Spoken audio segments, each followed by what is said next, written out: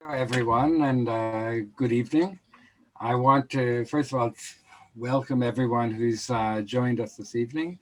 It's hard for me to believe that actually we are now at the eighth session of this series. This series started last May, and we've looked at lots of different subjects. And currently, we're in the third unit of the course, and this unit is talked about the world around us and what we need to understand from the trends that are happening in the world around us and how that impacts on our decisions about our own communities and kind of our planning towards the future.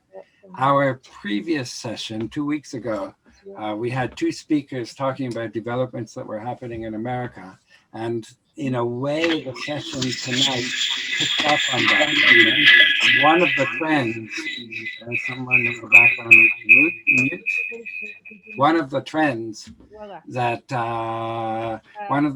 that they pointed out is the tendency in our world for people to customize things and to make them their own. We do this when we shop, we do this when we dress, and we also do this when we create our social lives. We no longer expect a big community to be able to do everything that we want. And if we're not happy with that community, we end up going off doing our own thing. And one of the phenomena that we see in the world today is the emergence of many grassroots Jewish organizations, be they social, be they religious, around all kinds of different areas of interest. Picking up from that, this evening, we're doing a session that we call the New Religious Movements. And we've taken four such organizations, mainly chosen by the fact that they're organizations that I know and I respect. And I think that will be interesting for us. And we're asking representatives from those organizations to talk about what they do, to to explain to us what they are trying to achieve, and to help us better understand what's happening in the world around us. We have a short night and we have lots of ground to cover, so we're not going to spend a lot of time with the introduction. I want to go straight into our first presentation this evening, and our first speaker is Rabbi Jeremy Berwicz. He's from Berlin. Rabbi Berwicz is involved with a project which is called Base Berlin. I personally know that. I've been in Jeremy's house, and I've also participated in the wonderful things that he, together with his wife Rebecca, do in Berlin. And Jeremy, I want to welcome you here, and it's a pleasure to have you with us. And please tell us what you do in Base Berlin and why it's such a special place. Thank you, Rabbi Chaim. I appreciate it. I even think, if I'm not mistaken, that in the current iteration of Base Berlin, which started in May 2019, that you were at the first Sudash sheet that we hosted in our home. It's a pleasure to be here, and thank you for having me. I have to be honest, I have a slideshow, and now based on everything that Rabbi Chaim said, I want to talk about something completely different, which is great. So I'll share the slideshow because there's some nice pictures in there, including one of Rabbi Josh Weiner, which I threw in just as an Easter egg for everybody watching at home. But I'm not sure how closely I'm going to follow to the script. Well, that's not even the first slide. As Rabbi Chaim said, I'm from a project called Base Berlin. We're actually in the process of rebranding for lots of complicated reasons as Hillel Deutschland, of which Base Berlin will be a project under that.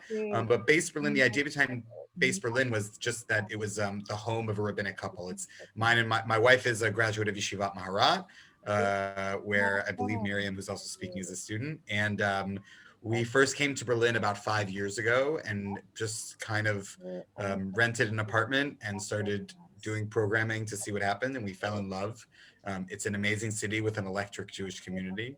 We're both originally from the New York area. We really, I think, have a couple of principles that have guided us. I'll also say, and this will come up, we've changed and we're constantly changing. And I think that's a big part of sort of our ethos, as well as a bit of the a big part of the sauce that we use. So the first thing is this idea of what is a rabbi. This is the first thing I think about in doing my work every day, because my father's a rabbi, my uncle's a rabbi, also my wife's a rabbi, also all my cousins are Chabad rabbis. So I come from a lot of rabbis. And I am a very different rabbi than all of those people. And I want to be a different rabbi than all of those people. And I think that's a big part of sort of what makes us different, in that I believe that the role of the rabbi is changing. I believe that the role of the rabbi has always changed from the days of Rabbi Yochanan ben Zakkai until today. What the rabbi has been needed to do is changing. And I think we're trying to constantly sort of be responsive to that need. We try to practice something that my wife coins as adaptive leadership. Any term you see at like the top is my wife's term. She's really she thinks a lot more clearly about a lot of these ideas, but we try to use a lot of sort of skills and tools from the startup world in a lot of our rabbinate. And I think we're always trying to ask, what do the people want and how do we bring it to them? But even more than that, we're not just trying to meet people where they at, we're trying to meet people where they want to go. So what we do at Base Berlin is we try to do different programs that have low barriers to entry, but still try to raise the level of activity of the participants itself. Some of our programs that we've done is we had a program for a while called Berlin Tisch that Rabbi Josh Weiner was very involved in, where we would try to get people to host things in their own homes. We have actually right now in the other room, my wife is leading a Jewish meditation series where we really try to integrate Jewish text with meditation, and we really try to push people to go deeper and to build community around that idea. Most of our ideas come from our participants. I think we see most of these people not as sort of congregants or constituents, but rather as our partners. And we really try to empower individuals to create their own ideas and their own programs. The goal is to make ourselves less relevant. I sometimes say irrelevant, and Rebecca stops me there, so I'm going to say less relevant. But the community should not be centered around us. If it is, then it's just based on like my beard and charisma, which is not enough to hold up a community. We really, really believe in going deeper. About a year ago, we started something called the Kreuzberg Kollel, which is every Monday we spend from 9 a.m. to 4 p.m. learning intensive Jewish texts.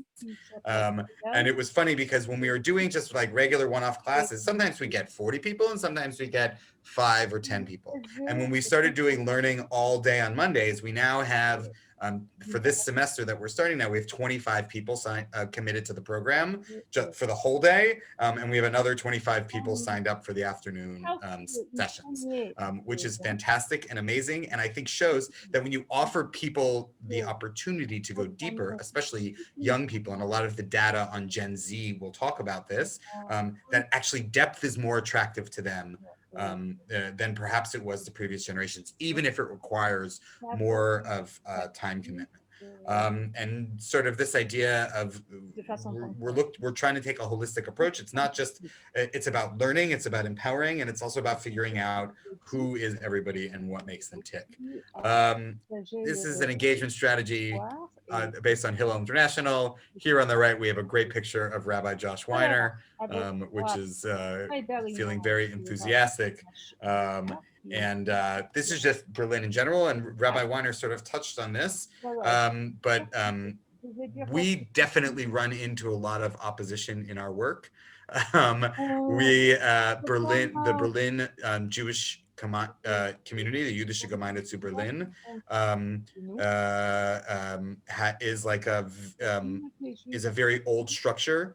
that operates in a certain way. There are a lot of institutions and organizations in Berlin that operate in certain ways. And I think we're constantly trying to navigate how can we work with people as much as possible. And I think we're always looking for partnerships wherever we can, while at the same time not compromising our core values. I think one of the things that is attractive about our community to people to Jews in Berlin is how responsive we are to their needs and to their desires. If someone says, "Oh, I have this like weird idea of something I'd like to see," our first reaction is, how do we make that happen? And I think that's not a response that a lot of people have heard, especially in in an environment where institutions have sort of been operating in a certain way for a long time. So just to be conscious of time, I'll pause there. And if there are any questions, I'm happy to respond to them. So I'm going to come up with the first question, actually, because I want to push a little bit deeper on one of the points that you made. Now, Base Berlin, you're not alone. You're in Berlin, and there's lots of other Jews in Berlin, and there are other communities in Berlin. And I know that you are next to an existing Jewish community, and you have to have a relationship with it. Now, the thing that kind of strikes me, I can remember speaking to a friend of mine who was a rabbi somewhere in Italy, let's say. I'm not talking about Berlin, but he ran a mainstream community, and then the Chabad rabbi pitched up next door, and he saw that as being great competition and actually something that was undermining what he was trying to do in his community. And I'm interested in probing a little bit deeper on your relationship with the establishment community in which you function. I'd like to know to what extent you take into consideration the concerns of that community. How do you decide what you're doing on your own? How do you decide what you're doing with the rest of the Jewish community? Do you feel limited by any way? It's kind of, how do you negotiate that complicated boundary is my question. It's a great question. I also want to say it's something we're constantly learning in how to negotiate. I will say, like, I really believe we are willing to work with anybody who's willing to work with us. As long as they sort of come forward like in an open and honest way. Like for this coming Purim, we're gonna have a program with Studentim, which is one of the student groups here, which is, you know, secular in nature, I would say. We're doing a program with the Frankenlufer Synagogue, which is down the block, and we're also going to be doing a program with Chabad. And I think that we are always willing to work with people. I will say Frankenlufer, which is the local synagogue, is a really interesting case because everyone who runs the Frankenlufer Synagogue are our friends. And for a while, we felt like we had to do everything together. And I will say about maybe 6 months ago or 9 months ago, we sort of had a meeting with the leadership of Frankenlufer and ourselves, and we were like, we love each other. We want to get together. We want to work together, and like we don't always have to work together. And that was actually an incredibly freeing moment because while our goals are aligned, and again, I don't view it as competition. Like I'm in my heart of hearts, I'm not really a capitalist. Like I think there's enough in the pot for everybody. I think we can work together, and I think it makes us all better. But like when it works, we can work together, and when we want to do separate things, that's okay. And it doesn't mean that we're competing. It doesn't mean that we're suddenly not friends and not close. Like I didn't get into this line of work to be better than other people. If I wanted to like beat other people, I would like go out and make a lot of money, which would like make my mother probably happier. Like another rabbi is not what she wanted. But I got into this business to like work with people and build things, and I'm constantly sort of trying to be focused on that. vaincrai de la compétition. Je So, gagne. thank you very much. I'm going to leave it there because I'm conscious of time and I want to move on to our next speaker. And our next speaker this evening is Natalie Grayson, and she's coming representing a group based in London known as Zoom Shabbat. And not too many introductions. Natalie, you're able to introduce yourself, and we'd like to hear for 10 minutes a presentation of what Zoom Shabbat is and what you're trying to do. Well, thank you very much, Rabbi Chaim, and thank you for the opportunity to talk about it. This is, in fact, the first time we've spoken outside of anybody who's just been to Zoom Shabbat. This is the first time we've spoken to anybody about it, so it's very exciting, and it caused us to have to think, how do we explain? So we're going to show some slides, in fact, in very Zoom Shabbat-y sort of way. Somebody else, my friend Johnny, is going to show the slides, which is a very Zoom Shabbat sort of thing to do. So the first thing to say, given that this is about you called this session New Jewish Communities and New Religious Communities, is we are very much an accidental community. So one of the questions that you asked us was, what problem with mainstream communities was your community set up to address? And the answer to that is very simple. Zoom Shabbat literally started because lockdown happened, when COVID happened, so coming up to just a year ago. So we are entirely accidental in the sense that we were a entirely pragmatic overnight response to a situation. It was not an intention to create a community at all, but we'll talk about what's happened since. So that it started like this. It was the Thursday night. This is, you can see a text on the 19th of March last year. That was Thursday night. You can see it's like about 9:45, and Shabbat is coming up in 36 hours. Well, Shabbat morning in 36 hours. This is 24 hours before Shabbat begins, less. And it's literally the qualification for doing this was that I happened to already have a large Zoom account because I used it for work, and I was used to holding quite large groups and spaces because I do it a lot in work professionally. So I was used to creating both sort of intense but social and formal spaces. And I had an account, most practically I had an account that could hold 100 people. But you can see at this point we were literally going, should we do it? Anyone up for doing it? It was sent to 12 people, that message. And we didn't, at that point, as you can see, we were just very open. I was very open about, well, what should we even have in this?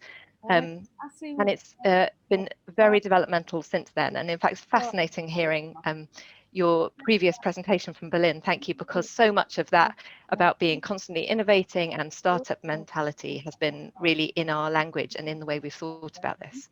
So that was how it started. Here's what's happened next. So this is the number of unique screens, the number of screens you can see logged in, and then looking carefully at the number of actual participants. So you can see in the very first week on the 21st of March, there were 30-ish screens, 34, 35. And there's now regularly well between 200 and 250 and about 300 to 400 participants. And the really fascinating thing about that, as the next slide shows, is that actually, although it started off from a group of people who were all inside one community, that group of people I texted that night, that Thursday night, were all inside New North London Synagogue, which is the largest Masorti community in London and in the UK. Actually, from that very first week, people automatically just sent the Zoom link to their family in Cape Town, their family in America, their family in Israel. And now the community is both New North London, but very much all around the UK in particular, Wales and Scotland, all over the UK, and quite a number of other European and other countries. In the UK, now about 50% of our participants are not from Masorti movements at all. They're actually particularly from the United Synagogue, not from Reform communities, because those also have online provision. But there's a very, very large group of people who've really found a home, which is really fascinating. So we describe ourselves very much as an independent pop-up in that startup sense, lockdown, because that's what made us happen, and peer-led prayer community. We don't have a rabbi who is the rabbi of the shul. We happen to have some rabbis who are involved in the shul, but they don't play a part as being the rabbi of the shul. So, yes, thank you, Johnny. So, but what that leads to is actually it's a very peer-led community. And what's coming up on the screen, and many of these people are here this evening, and I want to say a big thank you. It is a hugely volunteer and team endeavor. For anybody who's ever been involved on the organizational side of Limud, I think it's more like that than anything else I've personally been involved in. It's a very complex operation to pull off a 90-minute service every week. And Johnny, who's showing these slides, works in the film industry. And I think the closest analogy to what this is like is that every minute on screen has had sort of an hour of preparation beforehand. So there's a very big team of people. And the reason it takes so many people is because we put huge effort into the experience and the emotional intensity of the service, and it really meeting people's emotional needs. And that means that we have to know people, and they have to be able to communicate with us about what's happening in their lives. And that does mean that actually we know a lot about what's happening. So here's an image of, you can see that on the left-hand side, that's where the slides showing navigation are, and then there's all the screens with people. And it's, so we have about 45 minutes of service. We do Pesukei de Zimra, and then we do Shacharit, then we do a summary of the parsha in English, and then we do a little bit of laning Rishon, and then we spend a good 20 or 25 minutes doing a combination of things like prayers for the sick, and focusing on, particularly because this has all emerged during COVID, really focusing on cholim, on the sick, and on people who want to say Kaddish, but also with celebrations. So that's the sort of format of the process. So I've got 6 things to say about what makes Zoom Shabbat special, because it could be just that the only thing that's special about Zoom Shabbat is it's a shul service, but it's online. And I think that very much isn't true. And that's actually what makes it interesting and challenging, I think, genuinely, as we look forward to work out how we all go back and how we take this learning into the wider communities around us, and the communities that almost everybody is already a member of, multiple shuls across the UK and elsewhere. The first one I've mentioned, which is emotional richness. I think probably more than anything else, it's a real vehicle for what's real, especially in these very weird and unusual times. So that means that, for example, on the next slide, there's, oh yeah, so this is what we say on our website, which we now have, but we've always said in the email, when people email us and say, can you join? We've always done this. We've said the aim is to create a service that is warm and welcoming to everyone who logs in, regardless of any other factor. You don't have to be a member. So that whole concept that a shul is a place that you have to pay membership fees to, and you're a formal member and you've signed, none of that is true. It's literally, the community is defined solely by those who are there. And that's the words we've been sending out to people for months and months and months and months. And we put a lot of work into that welcoming. There's a group of people whose job every week, many of them are here, is to write to people who are new and say, hello, we know that you've joined for the first time. You're so welcome. Where are you? And that is hugely well received. And some things about doing this online do make it easier than doing that in shul, although we could of course all do it in shul, but somehow it's easier. But it's easy, we really focus on that welcoming and never saying you're joining somebody else's community. You don't have to be grateful we've let you in. This is, you're here, and once you're here, you're part of it, and you're the same status as everybody else. So the emotional richness is about the big things that are happening in people's lives. As an unusual experience, we've had 3 B'nai Mitzvah so far, because people can't do it in shul. That was this Shabbat, so you can see the Bar Mitzvah boy, and he did laning and Dvar Torah and so on. But probably the much more central feel to Zoom Shabbat, because of the times we're in, is probably the part of the service where we say Kaddish. So what we did from very early on was say that because we can't turn to people as we would do in shul when they're saying Kaddish, we instead give each person who is saying Kaddish the opportunity to say the name of the person they're saying Kaddish for. And that has the most, every week, however many times we've done this service has happened every Shabbat now since the 21st of March. Every time, that is the most extraordinary, poignant thing. And it brings a dignity and a reality to each individual person that almost makes people more real online in this virtual community than you are when you're in shul. It's a really extraordinary thing. So Johnny, if you can show that video. This is a video of just from last Shabbat, and actually Danny Harris, who lives in Wimbledon, Danny's here, we knew that he was saying Kaddish, in fact, for the last time in his year for his lovely wife, Bella. None of us have ever met Danny in real life, but we feel like we're his very good friends because we see him every Shabbat and we talk and we pray together.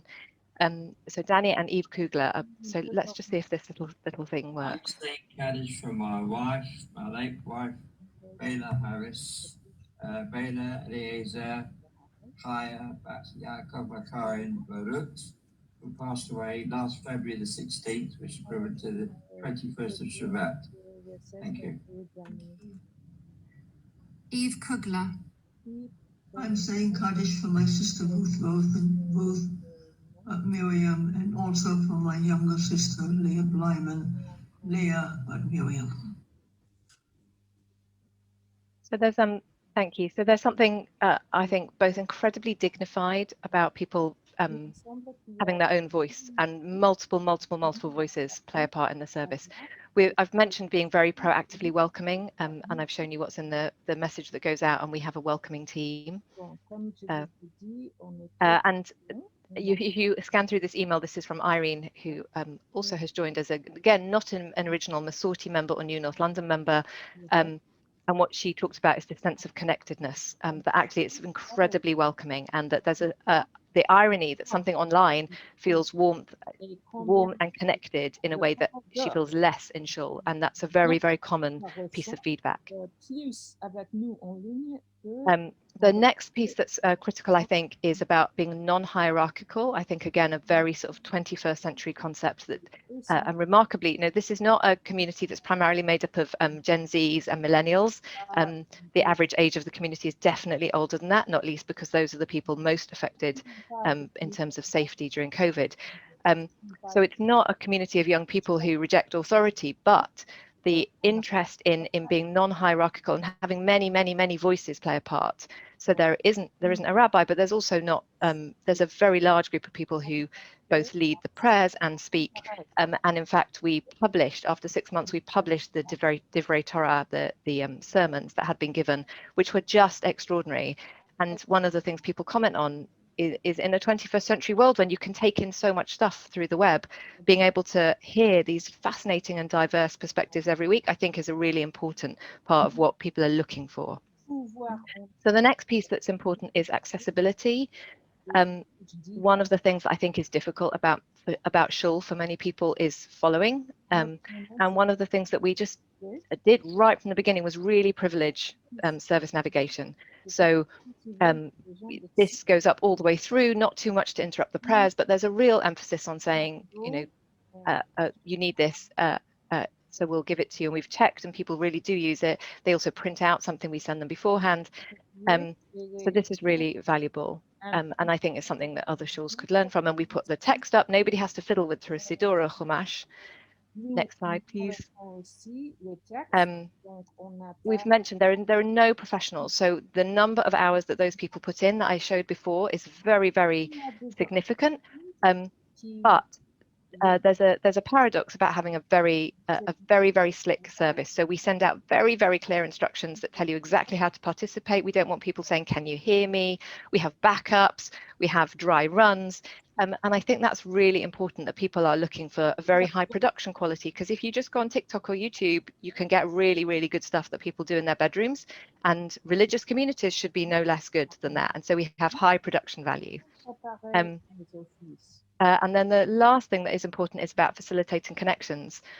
There's a real sense of allowing people both before the service, through connections, particularly through breaking out into Kiddush afterwards. So we break out into small groups of 4 or 5 people, and those have produced many conversations. And so this is an email from a lovely man, again, I've never met in real life, called Alan Kelly, who again, I think is here this evening, who lives in Wimbledon. And he says, actually, it's the mishpachology, and it's the fact that you can, especially in the middle of COVID, you can connect with people, and that's that's being in the community. So we're not a physical community, we never have been. We may never meet each other in practice, but we are a real community of practice, and it has some very, very deep relationships and very moving experiences we've been through between us together. So the final slide, I think, is to say 3 paradoxes. We didn't mean to create a community, and yet it feels very much like a community, and it definitely fulfills a need beyond just being online. There's something different that's going on here. It feels very much that an important piece is that it's a secure space. It's very secure, and it allows you to really express emotions in an insecure world. And it's grassroots and completely voluntary, but very slick in delivery. And those are the 3 things that we think we've learnt, and we are excited to see what happens next with it. Thank you. Thank you to everybody who plays a part in making Zoom Shabbat happen. Merci à tous et à toutes. So thank you so much, Natalie, and it was fascinating for all of us. I'd like to hone in on 2 questions I'm sure that everyone wants to ask. The first is kind of, how do you decide what you do and what you don't do? And kind of, what are your halachic guidelines? And the second question is, like the previous speaker, you also don't live in a vacuum. So kind of, I'd like you to ponder a bit your relationship with the establishment. New North London Synagogue is where you were born. It's kind of, how much do you take them into consideration, and how do you navigate your relationships with it? You know that those are really difficult questions. So the first one, we don't have a halachic set of guidelines, I guess, is the honest answer, the very honest answer. We talk about things between the people who are responsible for running the service, who've all chosen to step up and be part of the process of making it happen operationally. And the thing I think we can do that establishment synagogues can't do is we improvise and we innovate. So there's a lot of things that we have tried, and then with everything we try, we can either adopt it or adapt it and do it again, but slightly differently, or we can just abandon it. So there's been a lot of experiments. So I know Michael Wieger's here. Michael had this idea that it would be lovely if we sang Lu Yehi, the prayer for the state of Israel, and we did it for a few weeks, and then everybody went, no, let's just do the prayer for the state of Israel. That's not a deeply halachic question. I think on halachic questions, frankly, we just decide what feels right. That's not a very, it's not a very Jewish answer in that sense. There isn't a rabbi that we ask. When it's things like, we need to make sure we've remembered it's the Shabbat when there's a special something, we'll always check. But that's not the same as what's our practice. So it's a deeply non-hierarchical, non-authority, reverential community, I guess, in that sense. That's in my personal answer. That might not be what others would have said, but that's my honest answer. And how do we navigate the relationship? We are trying to fulfill a need and to do that alongside people who are filling other bits of the need. So there's lots of things that other shuls, most obviously New North London, but many other shuls are doing for people in terms of everything else that is in Jewish life that's not Shabbat morning, and we're playing our part in that jigsaw, I think. And there's some very practical examples, like we've got a data sharing agreement around sharing information about people who are concerned about people who are unwell, or yahrzeit lists. But the bigger picture is we just have to keep talking to each other, and we have to just sit alongside until such time as either we get incorporated into something more mainstream or we stop existing, and we don't genuinely have any idea yet what the future might be. But at the moment, the weekly sort of intensity of feeling that this is really valued and getting that feedback, we'll just keep doing it until that changes.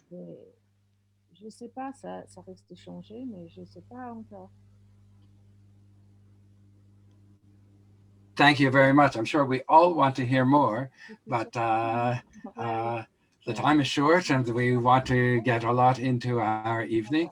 And our next speaker is Miriam Lurie. Miriam, welcome here this evening. I appreciate it. I know you had to give up some studies in order to make time to be with us, and I really appreciate that. And you're coming. We put 3 different names after you. We put Partnership Minyanim, and we put Jofa, and we put Maharat, and all 3 of them. I don't know how exactly to define it, whether it's liberal orthodoxy or whether it's feminist orthodoxy. There's no doubt that they belong to the cutting edge of the things that are happening in the Orthodox world. And we've brought you here this evening because we're really interested in hearing about that group of organizations, but beyond that, the grassroots of Orthodoxy and kind of everything that you represent. So please. Thank you so much, Rabbi Chaim. It's really great to be here and join you all.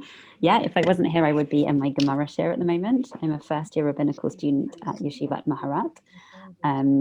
So I was actually planning on speaking about, as it's mainly community-based here, speaking about Kehilat Nashira, which is a partnership minyan that a bunch of friends and I set up in Boreham Wood, the United Kingdom, about 7 years ago. And since then, there's been a bit of a snowball effect in London. About 6 partnership minyanim now exist, maybe more like 3 or 4 are really active. And so we want to talk a little bit about our minyan, but happy to answer questions on other parts as well of this world we're in. So Kehilat Nashira was set up 7 years ago.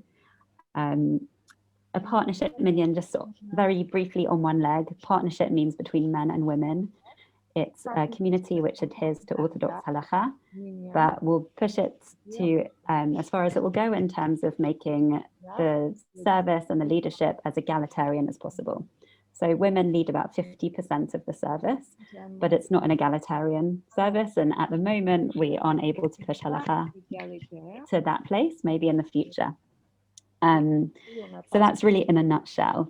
We're a grassroots community set up in a town in the UK, which is pretty traditional, I'd say. Several Orthodox communities in the area, one liberal shul, a little bit up the road. Since then, 7 years ago, we've really grown and we've really become much more comfortable part of the furniture. So when we started off, it was extremely contentious and controversial. The chief rabbi made a statement about it. We were on the front pages of the Jewish Chronicle. Maybe that's not a big thing, but for us, it felt pretty like we were in the eye of a storm. And now we're really part of the furniture, and who goes to the partnership minyan and who doesn't isn't kind of the hot topic anymore of gossip. Some highlights have been, for me, our first Friday night was such a highlight.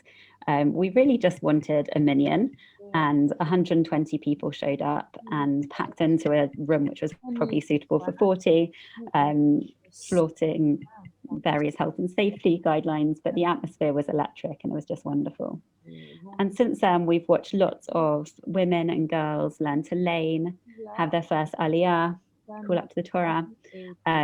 We've gone through shaking voices. Lots of our voices still shake, and we've learned for that to be part of our reality, and we'll get there. We've had people in tears at their first aliyah, really feeling like they're doing something that they never would have dreamed of doing, getting closer to the Torah than ever before. And I'll read a letter in a few minutes that someone sent of their experience. I just want to share one photo, which was a year ago. This was Purim last year. This was our community squished into a lounge. There was 40 people there listening to Megillat Esther. And I mean, it was just moments before we really realized the full impact of COVID, and we could never do that this year, sadly, but hopefully in the future. But I hope that gives you a taste of our community. You might see it's quite cross-generational, which I really love about our community. I think a lot of grassroots communities tend to be one demographic, but we really do cross age and other demographics, which I really love. Okay, there's a few other things. So you asked what perceived problem with the mainstream establishment community our community was trying to solve. This was twofold for us. First of all, it was inclusivity, and not just to women in the Orthodox community, but also inclusivity generally. So we have a rainbow flag on our website. We try and be as inclusive as possible to LGBT people, disabled people, different generations, and we're constantly pushing ourselves on that. Conscious of our halachic barriers, whether with women or other ways of being inclusive, that we really, push as much as we can.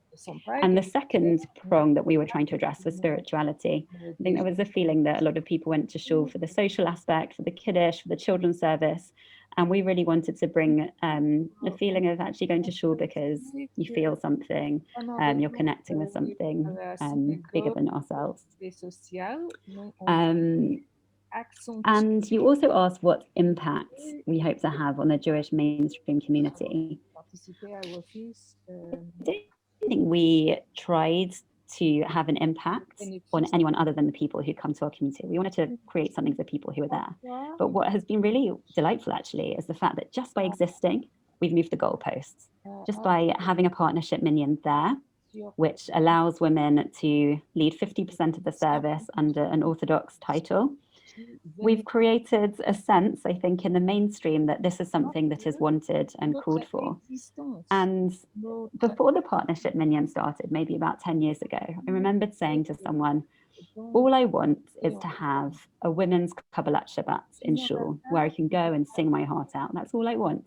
And that was just too controversial at the time for the United Synagogue. It wasn't created. Since the partnership minyan started, the United Synagogue's answer has been women's tefillah groups, which previously would be on their pale, but now that's their answer. And I think we've seen that we've moved the goalposts. What was previously unacceptable is now acceptable. And for me, that's just wonderful that more and more people are having access at whatever point they are entering. Last of all, if we've got 2 more minutes, I just want to read a letter written by someone who visited us. A little bit of context about this woman. She's the daughter of the United, actually, I'm not sure about that, maybe. She's got United Synagogue rabbis in her family, Orthodox rabbis in her family. And she'd never been to the partnership minyan. There was quite a lot of stigma about it in the crowd she mixed with. She was teased by her own family when she said she wanted to come, and they said to her, are you going to drive there on Shabbats? Which for them was, kind of quite a big insult. Anyway, she decided she was going to come and see it for herself. And this was what she said. Pesach de Zimra was led by a woman, clear and inspiring, and there was no talking at all during any parts of the service. It felt natural to have someone on my side of the curtain leading the tefillot. When a lady approached me offering me an aliyah, I wavered momentarily. She, clearly sensing my hesitation, said, it's fine, we can show you what to do. And I immediately agreed. Kriyat HaTorah was begun by a lady lifting the talit from the Torah and then laning. And then laning began on the men's side, with men being called up for Cohen and Levi. Then, ingeniously, the Torah was passed under the mechitza and the lady took over the laning, thus enabling her to be another woman to be called up. I was fortunate to be called up for the Shira, as it was Shabbat B'Shalach. That's about a year ago. It is an honest yet sad fact that at 47 years of age, despite having experienced my 2 sons for mitzvahs, this is the closest I have ever got to a Sefer Torah. It felt truly magical to hold the handles and recite my brachot, being close enough to the lena to be able to make out the beautifully written words with their symbolic spacing and crowns, being able to follow the laning and joining in with the melodic words composed and sang by Miriam on the banks of the Yam Suf was honestly one of the most special things I've ever experienced. I felt a closeness to the Torah, to Judaism, and to God. I think the last thing I want to say is that I really feel the contrast between what I've said and what Natalie said, which I found incredibly inspiring, because our minyan has really been very vulnerable and honest here. We've really not adapted well to COVID. Part of that is that our halachic barriers don't allow us to meet online on Shabbat. And we've done what we can. We've done a lot of kind of Zoom things before Shabbat and other electronic ways of contacting. When we were allowed to, we did kind of 6 people saying Kaddish in a garden or lighting Hanukkah candles in a garden. But it's been really, really rough this year, and our community has not weathered it well. And, I think just really challenging to have that halakhic barrier of not being able to be together on Shabbat. And so I did want to mention that in the name of full transparency. And yeah, happy to answer any question you've got, Rabbi Chaim. Thank you so much. And it's really fascinating. And I also want to pose you with a difficult question. And I suppose the question that I want to ask you is, I know that the core to the self-definition of your minyan is that it's an Orthodox minyan. But I also read the JC. And I know that there's no lack of prominent figures in the Orthodox community that challenge that, and even from the chief rabbinate. And I'd like you to reflect a little bit on maybe the same question I asked Natalie. That is, who decides what you do and what you don't do? And how do you navigate the really difficult border between yourself and the mainstream Orthodox community? Okay, so we're non-hierarchical in a sense that we're peer-led, but we do refer halakhic questions to a rabbi, and that's Rabbi Sperber, who is rabbi in the Old City of Jerusalem and professor of Talmud at Bar-Ilan, and an extremely learned man, and actually who was really the designer of the partnership minyan model. So we direct questions to him. Sometimes he gives us really quite firm answers which challenge us. Sometimes they're more firm than the United Synagogue. For example, he said, yeah, I did, well, okay, one little example. He said, if we know that someone is publicly not shomrei mitzvot, then we shouldn't ask them to daven or lane. We know that's not United Synagogue policy. So that was really challenging for us in terms of our inclusivity. So I think we're really very, we take halakha very seriously. And we've actually been told that our serious from model can be off-putting for people. And I think people have stopped coming because they see us as, too religious and not enough communal, which is interesting. So that's kind of our internal perception. How we're seen by other people, yes, we can't control. I don't know who gets to say who's Orthodox and who's not. I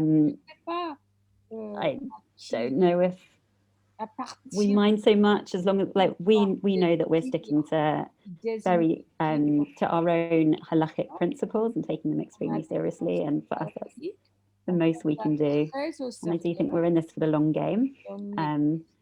Just like women's tefillah groups 20 years ago were considered as asur, and now we're being seen as the way to embrace women's involvement in Orthodox Judaism. I think in 20 years' time, it's going to be the same story, but partnership minyan will be embraced by the mainstream.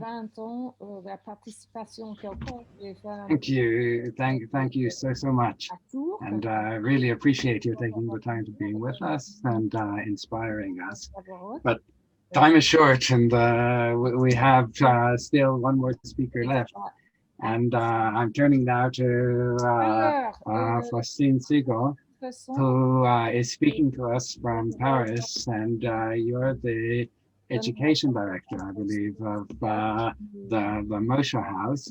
Now, in many ways, you're almost the grandfather of this movement. I think that I was aware of Moshe House being around before any of the other grassroots organizations. And I've been to maybe half a dozen different Moshe Houses, and yet I don't fully understand what you're doing and what you're trying to achieve. And therefore, I really welcome the opportunity for you to speak to us a bit about the Moshe House organization and what you do in the Jewish community, and kind of where you're going with it.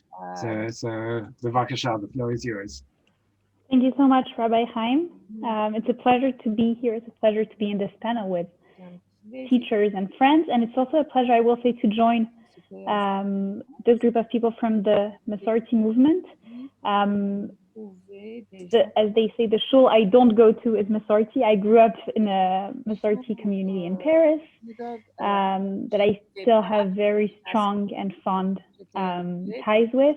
And I think, I'm not meaning to tell you my whole life story, but I think this is important also in terms of the work we do at Moishe House. This Masorti synagogue was, I think, the first space where very unconsciously, because I was 5-year-old at this point, I realized that I could bring together different parts of myself, and that all of the parts of who I was were part of what my being Jewish were, and that they all enhanced each other. So I have this forever debt to the Masorti movement that I still do a lot of things with in Jewish schools and synagogues and everything. But my job is indeed at an American-based organization called Moishe House, for whom I've been the International Director of Jewish Education for now over 4 years. So what I will do right now is share my slideshow, because as Jeremy, I had prepared a nice slideshow, which is going to be partially relevant to our conversation tonight. I just want to make sure everyone knows what a Moishe House is, because as Chaim said, we're kind of a UFO. So I want to just clarify the concept. And then once I've laid the on paper concept, I wanted to tell you a bit more of, from my perspective of a young Jewish adult in Paris, what it means and what Moishe House is bringing to this landscape. So I'm guessing I have sharing rights. Here we go, partager. Presenting. This is how I do it, I think. Oops, here we go. So basically our mission, if you go on our very nice website, says that Moishe House provides vibrant Jewish community for young adults by supporting leaders in their 20s as they create meaningful home-based experiences for themselves and their peers. This is a mission statement, so it's very vague. It doesn't tell you yet how we do it, but I think it's also interesting to have a vague mission statement. Our CEO and founder, David Siegelman, has a way of summarizing it in a very short way. Our mission is to say yes to young Jewish adults. We've built a whole structure that is flexible enough and creative enough and grassroots enough and independent enough that when young Jewish adults have an idea anywhere around the globe, we have an organizational structure that is meant to be able to say yes to them. So our key considerations, and most of them have been mentioned already, about the needs of and the strengths of the young Jewish adults over the world, is the importance of peer-to-peer engagement, and I will say completing a vertical engagement with this more horizontal one. The idea of a well-defined age range, so our residents, which I'll speak about, and our constituents mostly are in their 20s.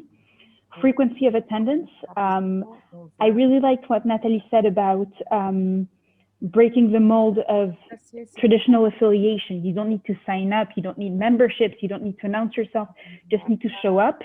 And I think what this kind of community is doing that is interesting is that it's telling being unaffiliated is something super different from being non-committed. And you can be very committed while staying unaffiliated. And this is what we're seeing on the ground every day. The other thing is depth, which Rabbi Jeremy mentioned already, and variety of Jewish programs.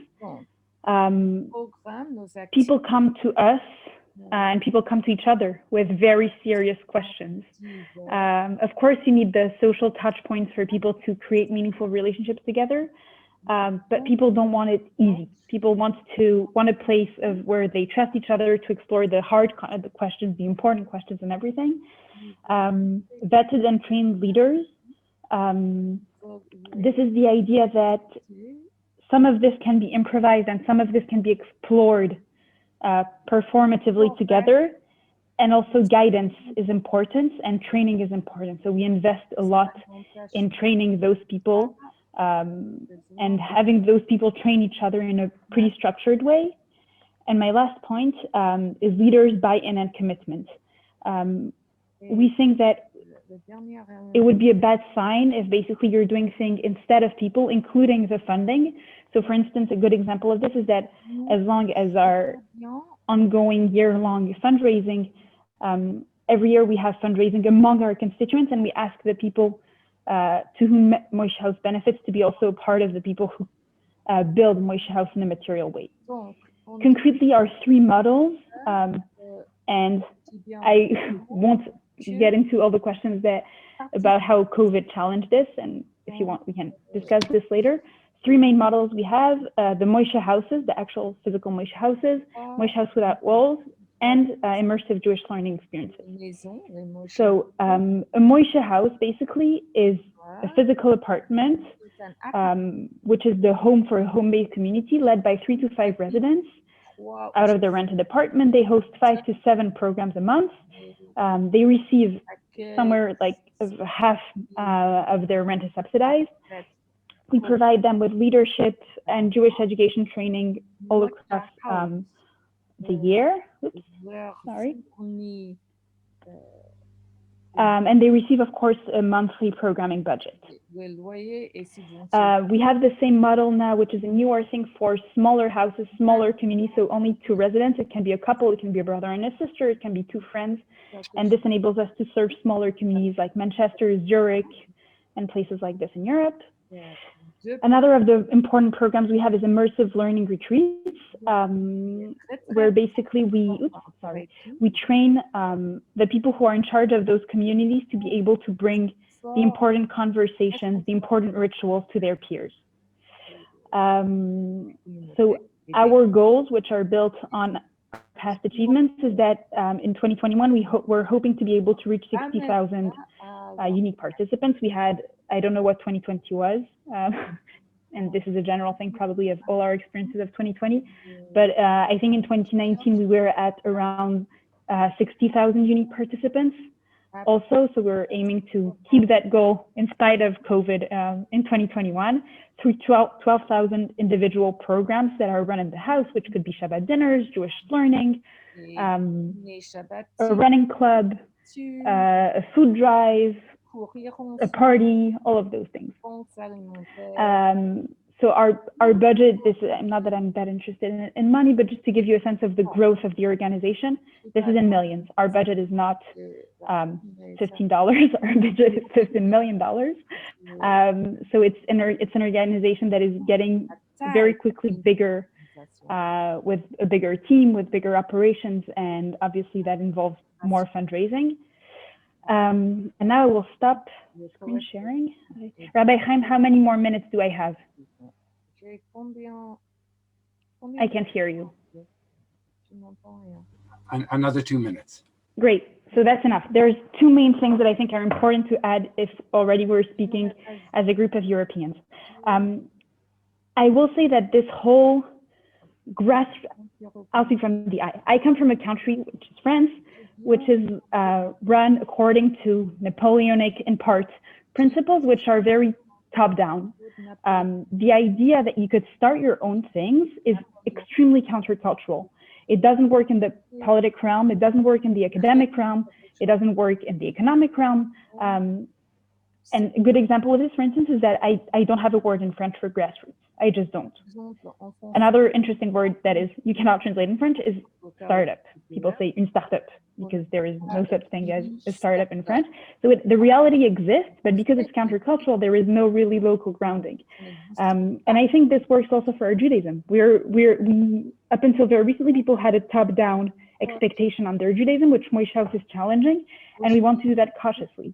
But when I first heard about this, I felt like, wait, some people are excited and supportive of young Jews creating their own Judaism. There must be a footnote somewhere, right?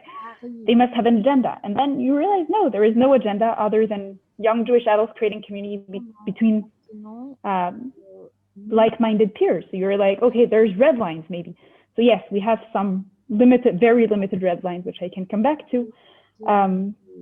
But yeah, our idea is that young Jewish adults, wherever they are the experts of their communities, and they know what those communities, and they're the better place to meet those needs.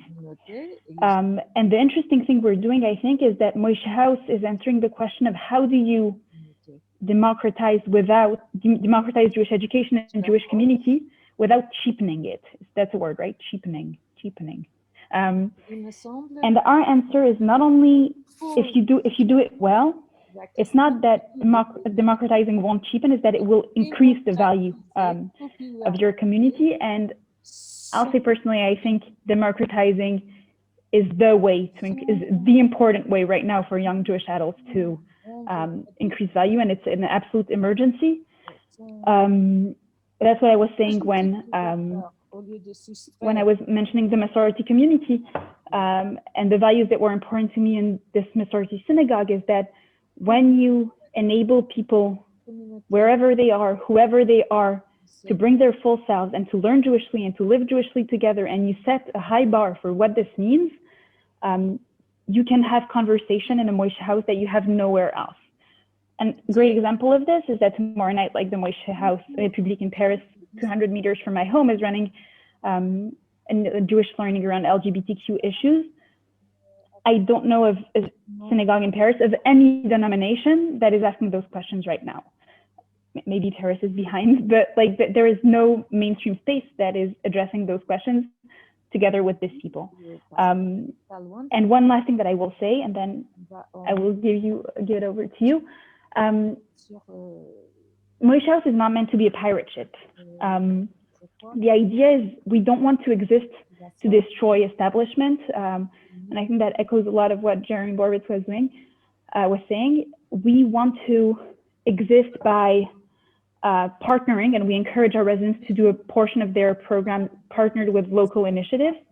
And we certainly don't want to exist at the expense of other young adults initiatives. Our CEO always says, the day that there are so many things on offer for young Jewish adults that Moshe House becomes irrelevant, we'll have succeeded and we can close our shop, and that's great. So I think this idea of more is more in terms of content, in terms of actors, in terms of perspective, is something that is very strongly and inherently driving Moshe House. I'll leave it there and wait for questions if you still have time, if I haven't spoken too much. Thank you so much.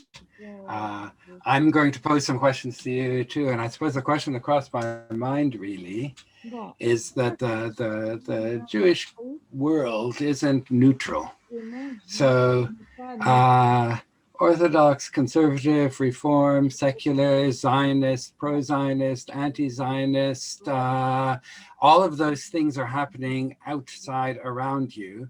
And my question is, how does Moshe House navigate the politics of the Jewish world?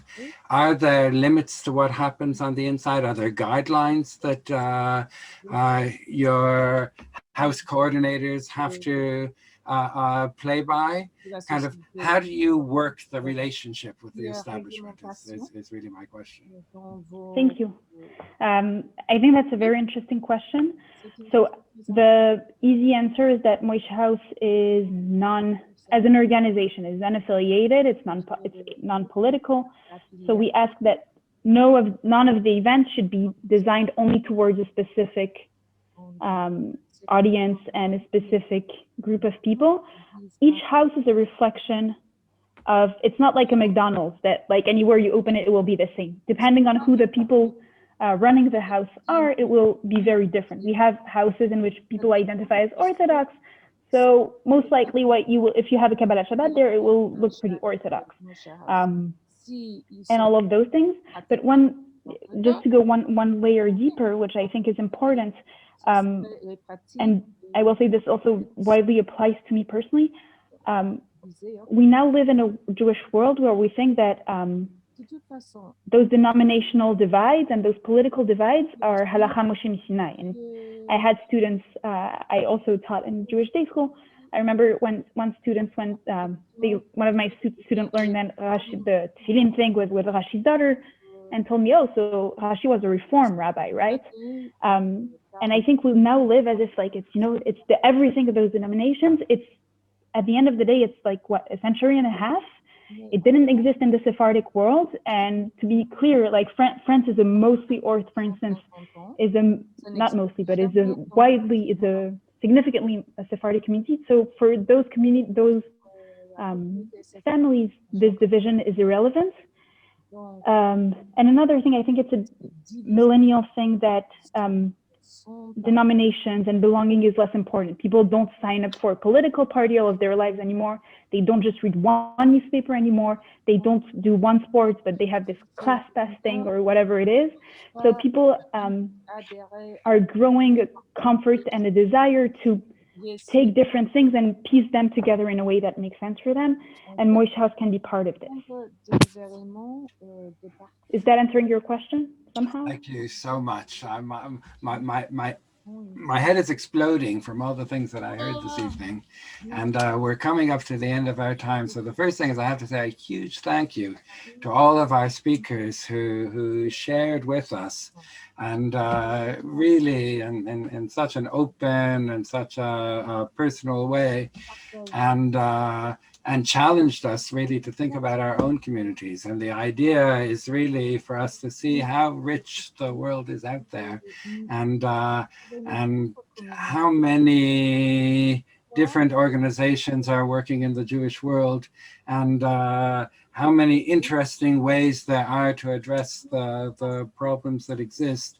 And the whole goal of the evening is for us to stretch our imaginations and to reimagine what we can be doing with our own communities. I want to thank everyone who took time out of their lives to be with us this evening. This is the last of the third section of the course that we've been doing over the year. We'll be back again probably after Pesach with the fourth unit. The fourth unit is going to be dedicated more to the praxis. In other words, how do you do community? What are the challenges to operating in the different realms of community life? And we'll be meeting real experts in all the different facets of community life. I want to thank everyone who spent the evening with us. I want to thank our speakers who were so eloquent and shared with us. I want to thank all of the organizers who enabled this to happen, to Tila, who did the tech, and to the translators, Wanda and Nikki, who enabled us to do this in all the different languages, and to invite you all to join us again when we're back after Pesach. So good evening to everyone, and thank you, and shalom. Merci beaucoup.